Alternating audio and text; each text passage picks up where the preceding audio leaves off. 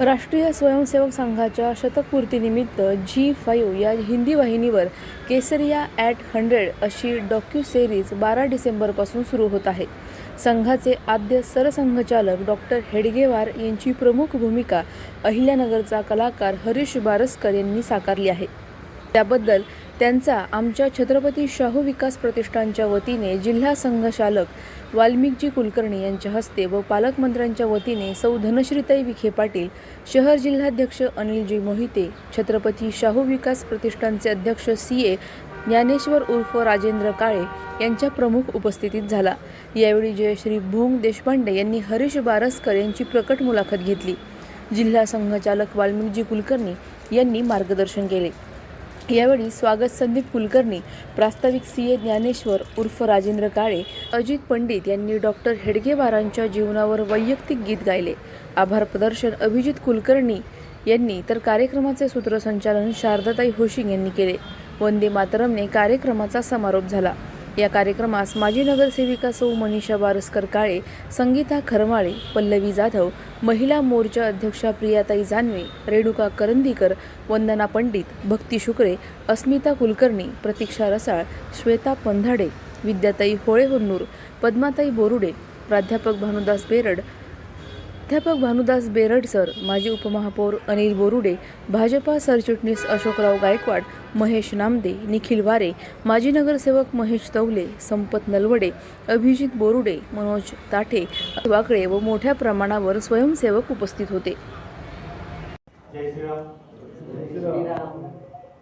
मी हरीश देवीदास बारसकर, मूळचा नगरचा, अग्रसावडीचा.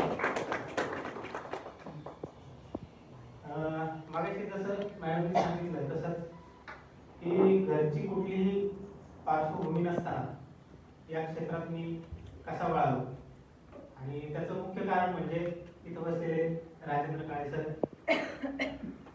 त्यांच्यामुळे मी या क्षेत्रात आलो असं मला म्हणायला सांगायला आवडेल. कारण जानता राजा त्या महानाट्यामध्ये 2005 साली मी पहिल्यांदा रंगमंचावरती काम केलं. त्याआधी मी कुठल्याही पद्धतीचं स्टेजवरती काम केलेलं नव्हतं. 2005 साली मला ती संधी मिळाली आणि ती आज ताब्यात मी पुढे चालू ठेवली आहे. वडील इरिगेशन खात्यात होते, शेतकरी होते. घरची तशी शेतकरी म्हणूनच ही ओळखच होती आमची. त्यानंतर ग्रॅज्युएशन करत असताना मला पहिल्यांदा जानता राजा या महानाट्यात काम करण्याची संधी मिळाली आणि तिथून पुढे मी कधी मागे वळून पाहिलं नाही. ते फक्त घरच्यांच्या सपोर्टमुळे, आई वडिलांनी फक्त पाठिंबा दिल्यामुळे आजपर्यंत मी या क्षेत्रात काम करू शकतोय.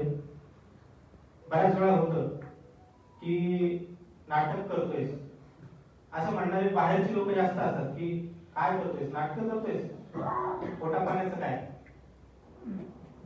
आई वडिलांनी हा प्रश्न कधी नाही केला. त्यांनी कायम सपोर्ट केला की तू कर, तुला आवडतंय तेव्हा सातत्यानं काम कर. आणि लोकांना जर सांगायचं म्हटलं तर मग लोकांना या विश्वास कसा बसतो आपल्या कामावर, तर जोपर्यंत तुमचं काम दिसत नाही तोपर्यंत लोकांना त्याची जाणीव होत नाही आणि लोकांना त्याचं कौतुक वाटत नाही.